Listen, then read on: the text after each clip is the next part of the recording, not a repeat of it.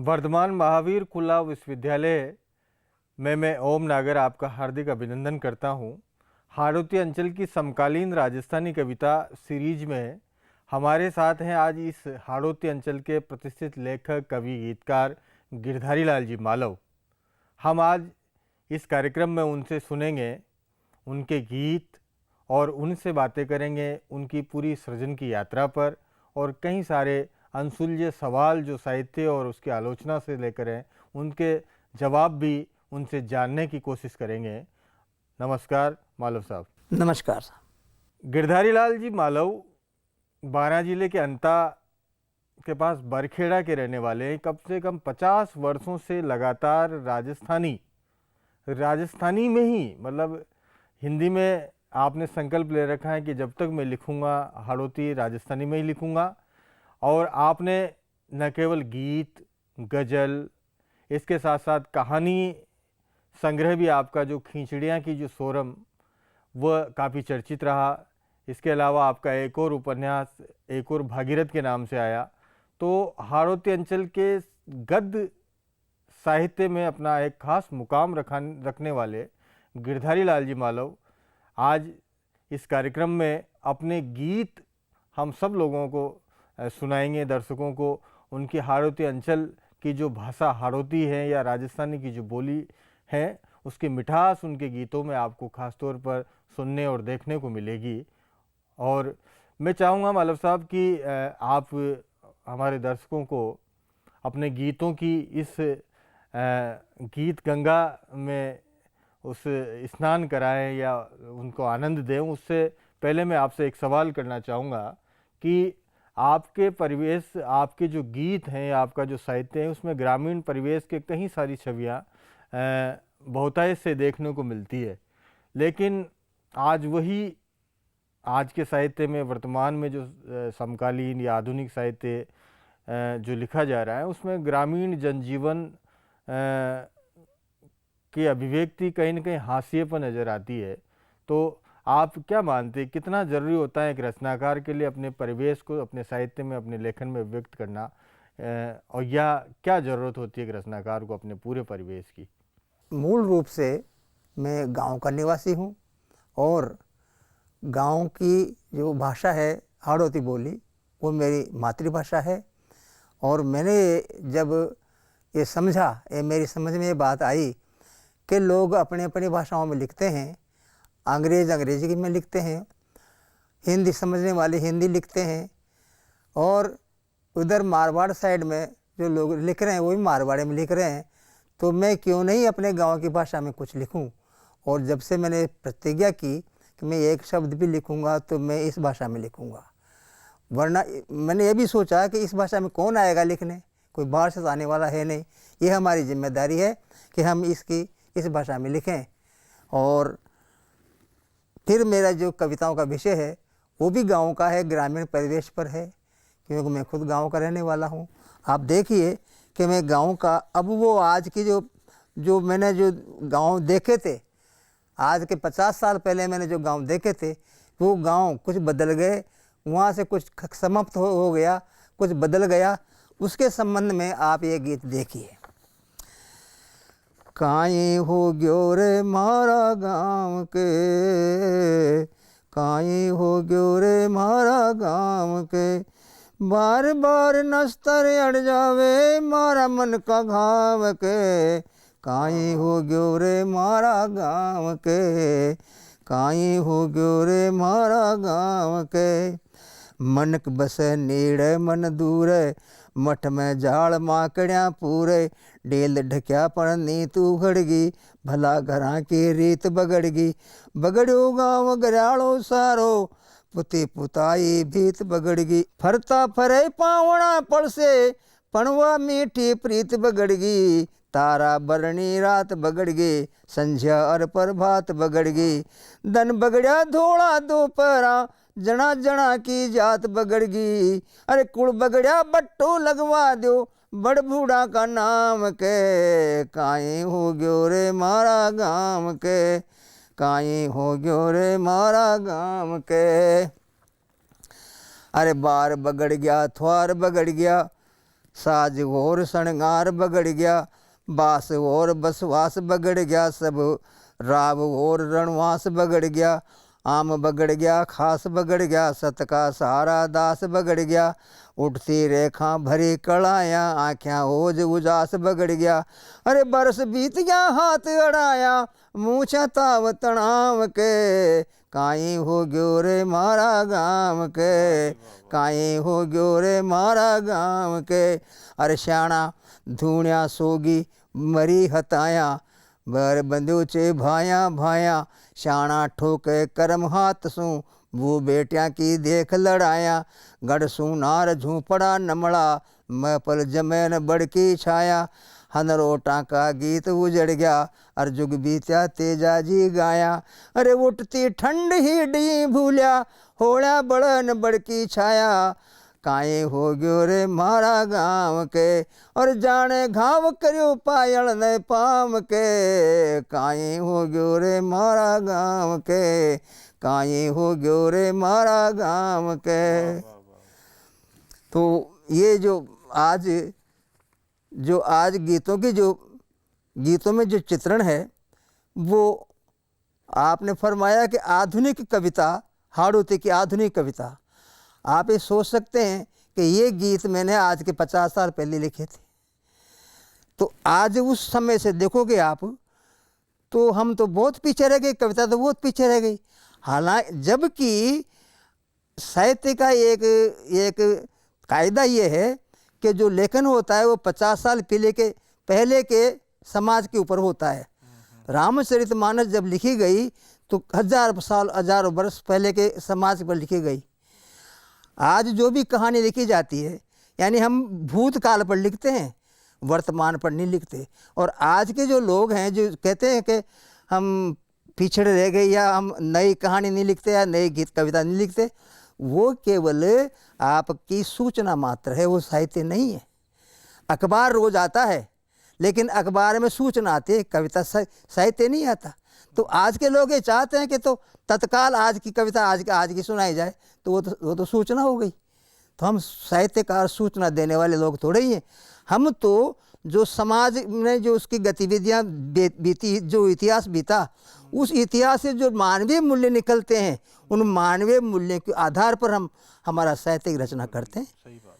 हम अखबारबाज थोड़े ही, हम अखबार नवीस थोड़े ही हैं, हम साहित्यकार हैं। तो हम तो समाज के वो मूल चीज़, उस तथ्य देते हैं कि वो ही हमारा साहित्य का मकसद है और वही हम कर रहे हैं। आप देखिए कि यहाँ पर जो क्या होता है, ये तो मैंने आपको सुनाया कि हमारा गांव कहाँ से कहाँ गया, सब कुछ खत्म हो गया गांव का। वो गांव कैसा था आप देखिए, उस गांव में एक खेतिहर होता था, उसकी एक पत्नी होती थी, उनका अपना जीवन होता था, उनके एक रहने के तरीके होते थे, उनका एक सांस्कृतिक परिवेश होता था और सौंदर्य बोध होता था। आप देखिए, एक कृषक पत्नी, जिसको मैं कृषक प्रिया भी कह सकता हूँ, हालन नाम से मैंने लिखा है। आप देखिए, देखो हालन आवे रे अमर सुहागण आवे रे, या बड़ भागण आवे बीरा अमर सुहागण आवे रे, देखो हालन आवे रे। घुमड़क गट्टी पीसे, झुमक झुमक पानी लावे, खदबद खाटो रांधे, फुटक फुलका पोवे, तू नानो सो बाड़ो पालणिए, सूतो रोल मचावे रे, देखो हालन आवे रे अमर सुहागण आवे रे। देखो ये कैसी है कि छाक धर्या माथा के ऊपर हिवड़ो उमग आवे, बेगो बेगो चाल जीवड़ा प्रीतम भूखा मर जावे। भावनात्मक। आज की कविता भावनात्मक नहीं है, आज की कविता सपाट है, बिल्कुल मशीन की तरह। तो छाक धर्या माथा के ऊपर हिवड़ो उमग आवे, बेगो बेगो चाल जीवड़ा प्रीतम भूखा मर जावे। तो बिछिया सू झणकारो फूट्यो झीणी ठोकर खाबासू, डील मरोड़ो खाग्यो मीठो मीठो झोंको आवासू। तो शरद काल को चंद्रमा अमृत बूंदा ढुड़कावे रे, देखो हालन आवे बीरा अमर सुहागण आवे रे, या बुढ़ भागण। आगे देखिए आप कि भोली सी बेटी करसा की, बैनड़ बीरा पेवारी, पत्नी कर्म खेत की साथन ममता मुहूर्त महतारी। तो हाले अन्न धन को दाता हालण अन्न पूर्णा छे। भूखा को भगवान अगर वो या धरती पे करुणा छे। तो रूप रूप में देवी ई को रूप रूप मन भावे रे। देखो हालण आवे बीरा अमर सुहागण आवे रे, या बड़भागण आवे रे। आखिरी पंक्तियां है कि भारत माँ को रूप सातरो धरती को शृंगार या। दुर्गा लक्ष्मी और सरस्वती देवियाँ को अवतार या। तो बड़ा बड़ा त्यागी तपसी हर सूरा इनकी गोद पड़े। इनकी जोता सु जगती का घर घर दिखी का दीप जड़े। धरती का धानी आंचल को घणु मान बद जावे रे। देखो हालण आवे बीरा अमर सुहागण आवे रे, या बड़ भागण। ये जो सौंदर्य बोध है वो आज की, आप कहते हो जो कविता है आज की, और जो लोग लिख रहे हैं हाड़ौती में भी लिख रहे हैं, तो वो सौंदर्य बोध कहाँ है? अब सपाट है, बिल्कुल पत्थर की तरह। एक कविता और निवेदन करता हूँ कि वो जिसके लिए खाना लेकर जाती है खेत पर, वो आदमी क्या करता है और कैसे करता है, कितनी उसको मुसीबत झेल लेनी पड़ती है, फिर भी उसका मन कैसा रहता है, उसकी प्रसन्नता या दुख कैसा, आप देखिए। धरती को बैठो हड़की हाल दरिया कांदा पे बेल घेर तो जावे रे। भारत भाग जगा बायो धरती को बैठो जावे रे। के हड़की हाल दरिया कांदा पे बेल घेर तो जावे रे। भारत भाग जगा बायो धरती को बैठो जावे रे। कि काल चढ़ो कब, आप ये देखिए कि कब किस समय उठता है वो आदमी। हम तो आज की तारीख में जो लोग सोते हैं वो 10 बजे के पहले नहीं उठते, वो उठने वाला 4 बजे के पहले उठता था गांव में। कितना फर्क पड़ गया। उसी के हिसाब से कविता और साहित्य बदल गए। कि काल चढ़ो कुड़चा को लाग्यो चढ़को ल्या चक चक बोले। पुरवाई सीम्या चढ़सू कड़िया का घूंघट खोले।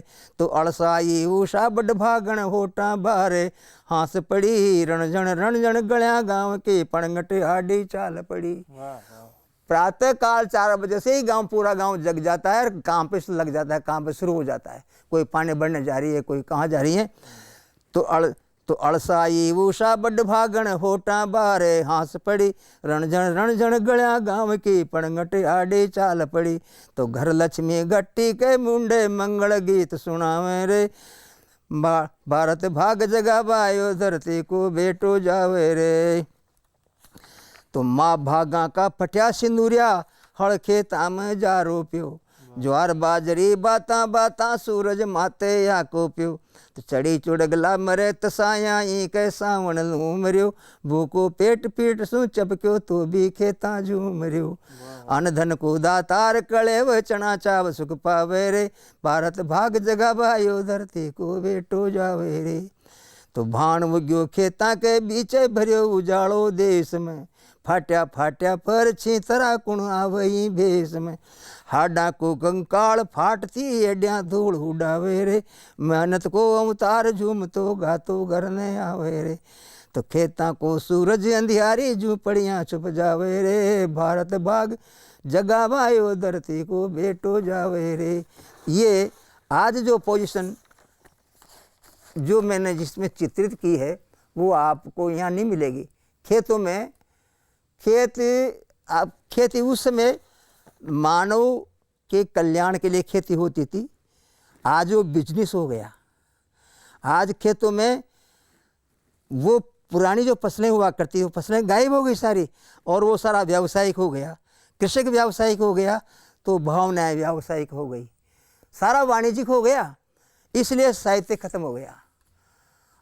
आज लिखवाइए लोगों से गांव के ऊपर खेत कविताएं, वो नहीं लिख पाते ये बातें। वो लिखेंगे ट्रैक्टर की, मशीनरी की।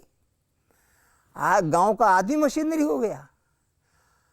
तो इतना फर्क पड़ गया है गांव का इसमें। मालव साहब, आपके इन गीतों में जो असल सौंदर्य है ग्रामीण परिवेश का, वहाँ के जीवन का, वह साफ तौर पर दिखाई देता है। आज वैश्वीकरण के युग में पूरा परिवेश बदल गया है, तो अभिव्यक्ति की जो संवेदनाएं वो भी उतनी नहीं रही है। लेकिन इन सब के अलावा भी आप के कई सारे गीतों में ख़ास तौर पर एक विषयगत गीत आपने बहुत सारे लिखे। बंजारा एक आपने कई बार बंजारे को लेकर कई सारे गीतों की रचना की। कई बार आपकी कविताओं में इस बंजारे का उल्लेख होता है। तो कहते हैं कि रचनाकार का जो जीवन होता है, उसका जो स्वभाव होता है, उसमें भी एक बंजारापन होता है। तो ये फक्कड़पना या बंजारापन ये कितना ज़रूरी होता है एक रचनाकार के लिए। और आपने उस बंजारे को कई आध्यात्मिक और दर्शन के संदर्भों में उसका उल्लेख किया है अपने गीतों में। तो ये अनायास था या फिर आपको एक ऐसा पात्र मिला जिसके माध्यम से आप अपने अध्यात्म की अभिव्यक्ति, मन में जो आपका आध्यात्मिक और दर्शन जो था वह अभिव्यक्त हो सका? क्या रहा आपके साथ इस पात्र का पूरा जुड़ाव? कविता एक चिंतन की शब्दों में आकृति होती है, भाव की आकृति है वो। और जैसे आदमी सोचता है, जैसे उसका मनन होता है, उसी तरह के शब्दों के माध्यम से वो अभिव्यक्ति देता है। तो कई कारण होते हैं जो कुछ लोग, बहुत सारे लोग अभी श्रृंगार में अभिव्यक्ति देते हैं। और आज तो श्रृंगार में पोजीशन आ गई, वो श्रृंगार हो गया जिसमें बैठ करके भाई बहन और माँ बेटे या बाप बेटी उस साहित्य को पढ़ नहीं सकते, सुन नहीं सकते। तो गिरावट तो यहाँ तक आ गई। यहाँ पर एक बात और ये भी है कि अगर साहित्यकार चाहे तो अपने चिंतन को दूसरी साइड में ले जा सकता है। तो मैंने ये देखा कि साहित्य का जो अंत है, साहित्य जो कहाँ जाएगा, वो जाता है अध्यात्म में। और अध्यात्म में जाना ही साहित्य की का शुभ है, या साहित्य की वो है लक्ष्य है। साहित्य का लक्ष्य अध्यात्म में है। आप देखें तुलसी, सूर, मीरा जितने भक्त कवि हुए हैं उन्होंने भी साहित्य लिखा है। और वो साहित्य उन्होंने अपने एक इष्ट देव को मान के लिखा है। आज वो भक्ति काव्य हैं, आज के युग में नहीं है, लेकिन हम उधर जा तो सकते हैं, सोच तो सकते हैं।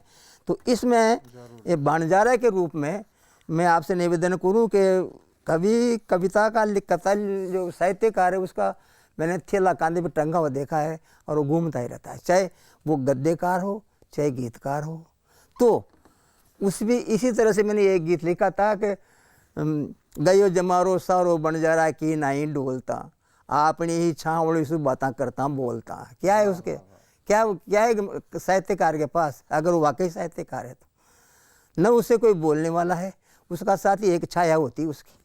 तो इसी तरह से वो गीत तो भी नहीं लाया आपको सुनाने के लिए, लेकिन मैं आपको ये गीत सुनाता हूँ बंजारा के नाम से। सुनिए आप। बंजारा क्या करता है? व्यापार करता है।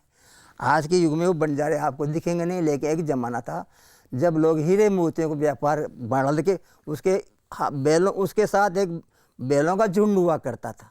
बैलों के झुंड के ऊपर वो कुछ लाद सा गुण बना के, उसको गुण बोलते हैं, उसमें माल भर के बैल के ऊपर लाद दिया, वो गुण होती थी।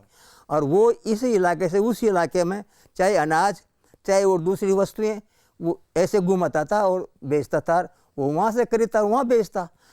और इसी तरह से कुछ लोगों ने, और किसी पहले वाले ज़माने में तो उनमें हीरे और मोती भी हुआ करते थे। अंत में ये भी आया कि वो अनाज से भी। तो कुल मिलाकर ये है कि वो बंजारा गांव-गांव जाता है, घूमता है, व्यापार करता है। मैंने इसको आध्यात्मिक दृष्टि से देखा है, आप सुनिए इसे। बनज कर ले रे आज की रात, बनज कर ले रे आज की रात, लद जानू पर भात। एक जगह नहीं टिकेगा बंजारा, वो चलता रहता है। लद जानू पर भात, वो उसको उठा के चल देता है बालत को। बनज कर ले रे। तो ये मानव के ऊपर आध्यात्मिक रूप में मानव को सामने रख करके मैंने गीत लिखा है। क्या है मानव? यूं अपने सोचते हैं आज पैदा हुए, कल महादेव वर्मा ने क्या लिखा है? उमड़ी कल थी मिटा आज चली, मैं निर्भरी दुख की बदली। मैं क्या हूँ? मेरा क्या परिचय है? आज उमड़ी और कल बरस गई, खत्म। तो ये जिंदगी है आदमी की। तो यही मैंने बंजारे के माध्यम से बनज कर ले रे आज की रात, लद जानू प्रभात, बनज कर ले रे आज की रात। कतनी पूंजी लायो लारा, संस्कार के पिछले जन्म में उसने जो कर्म किए हैं उन कर्म को अपने साथ लेकर चलता है। तो क्या लाया तू तेरे साथ? अगर लाया है तो उससे तेरा काम कर संस्कारों से। तो कतनी पूंजी लायो लारा, कर ले मन के बैठ बजारा, तो घाटो बाधो सोच करे क्यों, खरी तो बचा ले साख, बनज कर ले रे आज की रात। जो तुझे इस संसार में करना है ना वो कर। ये ध्यान मत दे कि मुझे कितना नुकसान होगा कितना फायदा होगा। किस लिए पैदा हुआ है, तुम्हारे पैदा होने का कारण क्या है, उसका लक्ष्य बचे तो तुम्हारी जिंदगी सार्थक है, वरना घाटा ही घाटा है। तो कतनी पूंजी लायो लारा, कर ले मन की बैठ बजारा, घाटो बाधो सोच करे क्यों, खरी तू बचा ले साक, बनज कर ले रे आज की रात। नजरिया इंद्र धनुष जब ताणे, मतलब ये मेरा श्रृंगार है, ये संकेत है श्रृंगार का। मैंने श्रृंगार इसी तरह लिखा है। जब आपकी किसी की आंखों के दायरे में आ गए, आप आंखों के उसमें फंस गए, तो इसको मैंने इस तरह कहा कि नजरिया इंद्र धनुष जब ताणे, नजरिया इंद्र धनुष जब ताणे, तो डूब कर थारी तू जाने। वो तेरी जिम्मेदारी, तू क्या करेगा, अच्छा करे या बुरा कर। तो नजरिया इंद्र धनुष जब ताणे, तो डूब के तर थारी तू जाने। क्यों कि जे रुत जितनी हो सुहावनी, जे रुत जितनी हो सुहावनी, उतनी करती घात, बनज कर ले रे आज की रात। जितना जो लुभावने वाली चीज़ें हैं वो सब नुकसानदायक हैं। बनज उदाहरण दिया है मैंने, व्यापार किसने किया, बनज करो महता नरसी ने, बनज करो महता नरसी ने, कुण करियो कोई करसी न, सांवरिया सो सेठ हुयो न, नहनी बाई सो भात, बनज कर ले रे आज की। यह है व्यापार। व्यापार नरसी ने किया। कुण करियो कोई करसी ना, नरसी के पहले भी किसी ने नहीं किया, बाद में कोई नहीं कर सकता।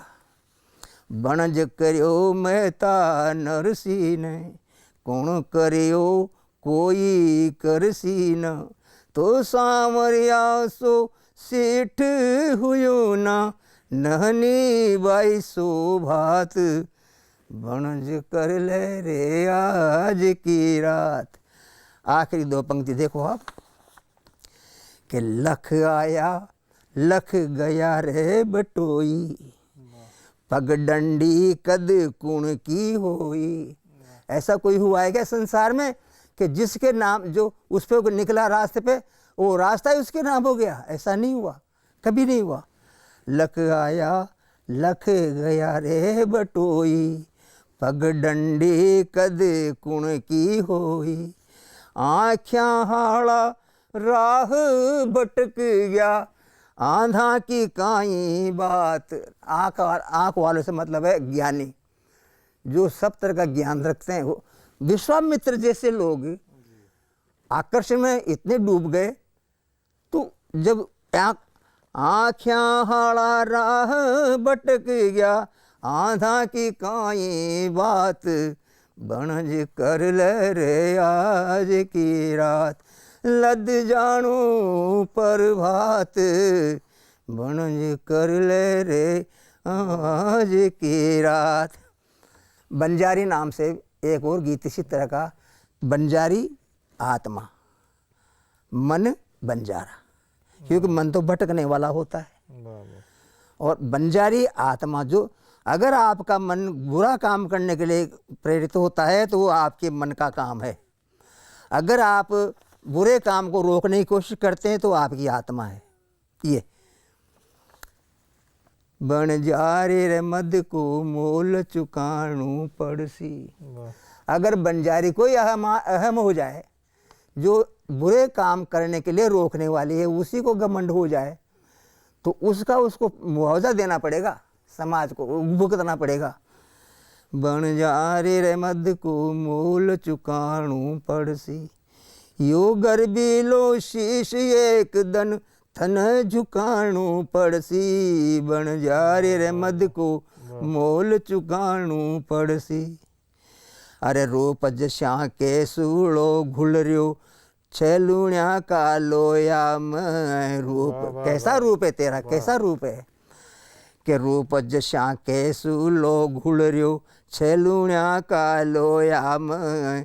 थारा मन को मद का जड़ बन, अजू आँख का कोया में। अरे भोर मुड़कता फूल संजा की कुमड़ाणू पड़सी। बंजारे मद को मोल चुकाणू पड़सी। बंजारे मद को मोल चुकाणू पड़सी। अरे बाल बाल मोती सारे तू खण्या रड़कता केस।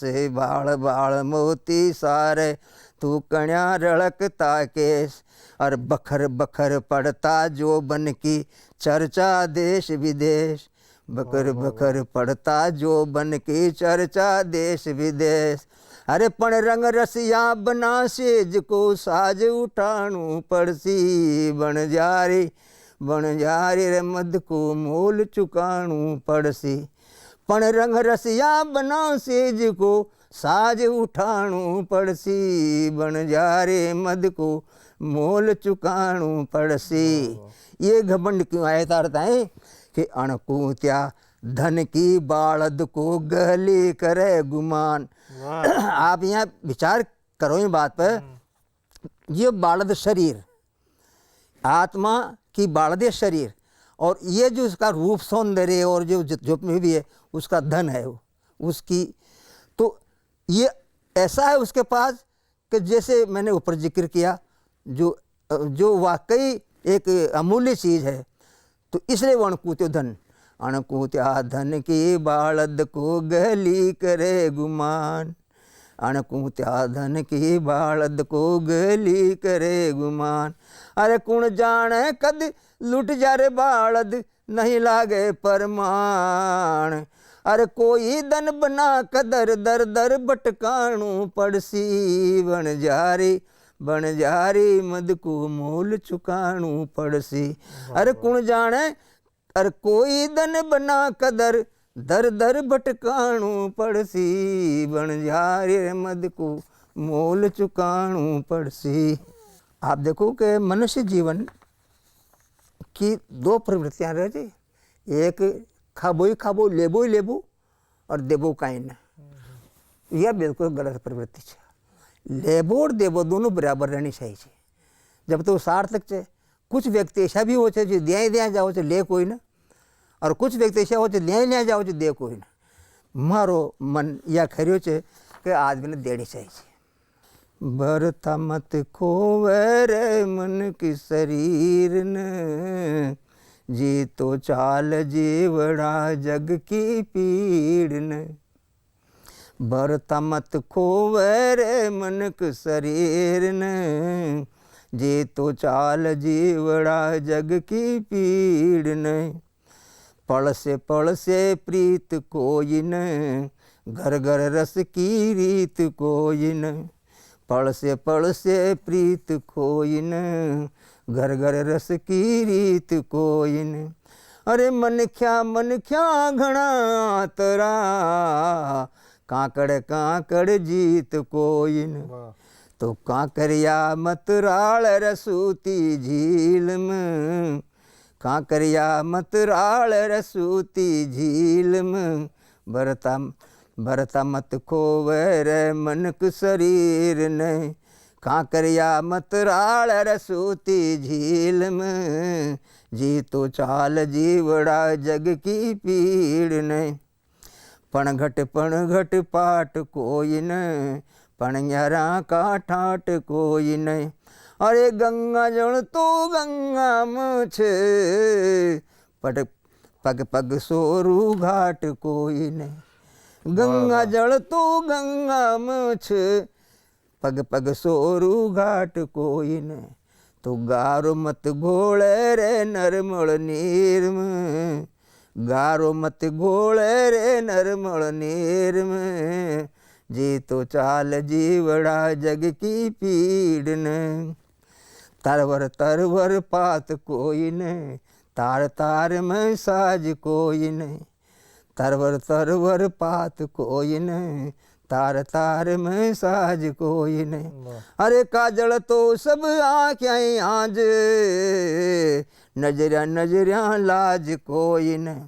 तो कालो मत पूछे रे धोड़ा चीर में, कालो मत पूछे रे धोड़ा चीर में, जी तो चाल जीवड़ा जग की पीड़ ने। अभी जो मालव साहब ने जो गीत की अलग आंतरिक लय और उसकी आंतरिक संवेदना को अध्यात्म और दर्शन से जोड़कर अभिव्यक्त किया, और एक बंजारापन, एक जीवन और आत्मा और मन, इन सब को प्रतीकात्मक तरीके से अभिव्यक्त किया। मालव साहब, आप 50 वर्षों से निरंतर राजस्थानी साहित्य में, खासतौर पर हाड़ौती में लेखन कर रहे हैं। आपने गीत, कविता, उपन्यास, कहानी, कई विविध विधाओं में काम किया। खासतौर पर आप गद्य पे आपका जोर अधिक रहा है। लेकिन संपूर्ण राजस्थानी साहित्य के परिवेश को देखते हैं तो अभी इस राजस्थानी साहित्य की कूंथ, जिसको अपन आलोचना जो कहते हैं, उसकी दरकार हमेशा महसूस होती रही है। और आपने भी कई बार अपने संबोधनों में इसकी ज़रूरत को इंगित किया है। खासतौर पर हाड़ौती अंचल में जो 2 दशक में जो साहित्य रचा गया, उसकी आलोचना की ज़रूरत ज़्यादा महसूस होने लगी है अब। तो क्या मानते हैं आप, अभी क्या स्थिति है राजस्थानी साहित्य में आलोचना की, खासतौर पर हाड़ौती अंचल के राजस्थानी साहित्य के संदर्भ में देखा जाए तो? आप आलोचना की बात करते हैं, हमारे यहाँ पर इस तरह की स्थितियाँ शुरू हो गई अब कि आदमी जब कविता लिखता है तो आज के जो नए लड़के जो लिख रहे हैं, लिखना शुरू कर रहे हैं, वो ये नहीं सोचते कि हम इसको किसी अपने से बुजुर्ग या अपने से सीनियर आदमी को इसको दिखा लें और कि ये कविता भी है कि नहीं है, या क्या लिखा है मैंने। अब रही बात आलोचना की, तो आलोचना कौन करेगा? आलोचना का है नाम ही नहीं है। अभी यहाँ क्या राजस्थानी में नहीं है, मारवाड़ी में नहीं है। हाड़ौती तो हाड़ौती है, मारवाड़ी में नहीं। हाड़ौती तो आज बहुत पीछे है। हाड़ौती में गीत परंपरा से यहाँ शुरू हुआ, और वो भी शुरुआत किसने की? रघुराज सिंह हाड़ा ने। उसके बाद लोगों ने लिखना शुरू किया, और मेरे तो प्रेरणा छोड़ते हैं वो। तो आलोचना की बात तो करना ही बेकार है यहाँ पर, क्योंकि आलोचना है ही नहीं। और आलोचना अगर की जाती है, थोड़ी बहुत भी आलोचना की जाती है, तो लोग उसको दुश्मन मान लेते हैं। एक गीत है खैजड़ी, जो राजस्थान में प्रमुख पेड़ है। ये खास तौर से रेगिस्तान में तो ये वहाँ का एक जीवन आधारित, इसके ऊपर ही आधारित है लोग, बहुत कुछ। इसके बिना वो अधूरा सारा राजस्थान। तो उसके ऊपर मैंने एक गीत लिखा है, खैजड़ी। सुख की समृद्ध की दाता, सुख की समृद्ध की दाता, दुख की दर्द की बाधा, आग का समंदर में भी शेड़ी पाड़ी खैजड़ी, कुदरत न हाथा पाड़ी खैजड़ी। लाभ बरसे ऊपर सू नीचे धरा अंगेरो होवे, लाभ बरसे ऊपर सू नीचे धरा अंगेरो होवे, और ऊँट बाकरियाँ चरता चरता धोरा माई खोवे। तो जड़ को लगा सायरो, जड़ को लगा सराणो ग्वाड़िया, नींद सुखा की सोवे, और सूकी बनराये में हरियल एक खजड़ी मोव, सूकी बनराये में हरियल एक खजड़ी मोव, मरु मरकत का हरदम पन्ना सी ढाड़ी खजड़ी, कुदरत न हाथा पाड़ी खजड़ी। बीण सांगरिया नीचे बखरी बालक लड़ लड़ खाता, बीण सांगरिया नीचे बखरी बालक लड़ लड़ खाता, बड़ बूढ़ा चर्चा में बांट ज्ञान गिरद की बातां, ऊंचो घूंघट करया बींदनी मुड़क आता जाता, पाड़ो भरी लुआया बट गीत बधावा गाता। तो कुर्बानी का गेला मथ एक नराली खजड़ी, कुदरत न हाथा पाड़ी खजड़ी। ननी हरी डाल पर नन्ना कांटा की लड़भाव, ननी हरी डाल पर नन्ना कांटा की लड़भाव, और जाने नरम आंगड़िया का पोरा नक शोभा पाव, गडर जगाव दर्द मार लो मन में रस भर जाव, और जाने भर चूमट्यो कोई प्रीत भाव दर्शाव, मारी बंसज बेल संगेतन देखी भाड़ी खजड़ी, मारी बंसज बेल संगेतन देखी भाड़ी खजड़ी, कुदरत ने हाथा पाड़ी खजड़ी। हे मरतुल का कल्प वृक्ष, हे मरुस्थल का कल्प वृक्ष, तू घर आंगन की शोभा, जागी सदा रखाना लक्ष्मी दरदड़ भाग शोभा, स कर जे तू मुँह आर्यो छू बीज मंत्री बोबा, संस्कार धारा में पेड़ी लागी मुंडो धोबा, देश धरा को ध्यान राखजे देवा हाड़ी खजड़ी, कुदरत ने हाथा पाड़ी खजड़ी। ये गीत आप कहें वृक्ष एक बड़ और एक पीपल, बड़ और पीपल दोनों वृक्ष अपनी संस्कृति से जुड़िया हुआ है। बड़ पीपल का दरखत दो, धर्म कर्म का दस्खत दो, छाया में बागोला करता बट डांडा डांगरा, कुण उजाड़िया चौड़ा छापरा। ज्यां की डाल बट पखेरु हर को स्मरण करता, ज्यां की डाला बट पखेरु हर को स्मरण करता, बड़ बोला गोला का फल सो रोज कले वो करता, बड़ बोला गोला का फल को रोज कले वो करता, उड़र नापता आसमानी साँझ बसेरो करता, बट मुसाड़ा रास रचाता पीढ़ी पैदा करता, चाकी डाल गुलाम लाकड़ी खेल भोड़ा बांदरा, कुड़न उजाड़िया चौड़ा छापरा। धरती का दुख सु सावण की जद आँखें झर जाव, लाल पूमचो ओढ़ सूरज की बेटी घर न आव, रंग रंगीली तीजा का मेला छापर न माव, हंद लोटा की बांदर वाला चढ़ अप्सरा गाव, ज्यां का झंवरा में उलझे हीरा मोत्या की झालरा, कुण उजाड़िया चौड़ा छापरा। जूझारा जू आंधी तूफाना सो ये टकराता, रण में लड़े जस्या दोने का पेड़ मरोड़ा खाता, जकर सो जगता जीवानी बातां भर दुलराता, खेड़ा खूंट रुखाड़ी करता जुगा जगह सुहाता, पगलिया पूजर स्वाग मांगती सभी जात की बायरा, कुण उजड़िया चौड़ा छापरा। तो संस्कार का बीज बरख ये काट कुराड़ा फांक्या, हंसती गाती कुशहाड़ी का प्राण नष्ट करना क्या, ऊंचा हो देवलोक सु सभी देवता झांक्या, अब पड़ल धरती पे आव बोल यही बाक्या, कुण पीव वो डूंडाड़ा अर हाड़ बाड़ता बायरा, कुण उजड़िया चौड़ा छापरा, कुण उजड़िया चौड़ा छापरा। हाड़ौती अंचल के वरिष्ठ कवि गिरधारी लाल जी मालव के कई विविध रंगों से सराबोर गीत कविताओं के इस यात्रा के अंतिम पड़ाव या अंतिम गीत सुनने से पहले मालव साहब से निवेदन ये करना चाहूँगा कि आज जो नए लोग जो लिख रहे हैं, क्योंकि आपने पूरे 50 वर्ष इस राजस्थानी की सेवा की है, हाड़ौती में लिखा है, अपनी मातृभाषा में लिखा है, उनको क्या संदेश देना चाहेंगे? आज का जो हाड़ौती का रचना साहित्यकार का, आज के साहित्यकारों का जो समूह है, रचनाकार हैं, वो मैंने कुछ तो अभी पहले मैंने आपसे निवेदन किया कि उनके संस्कार हैं, वो जैसा आप वो सोचते हैं जैसा हमने लिख दिया वैसा लिख दिया। साहित्यकार की गिनती बिना गद्य के नहीं होती, ये प्राचीन काल से भी है और आज भी है।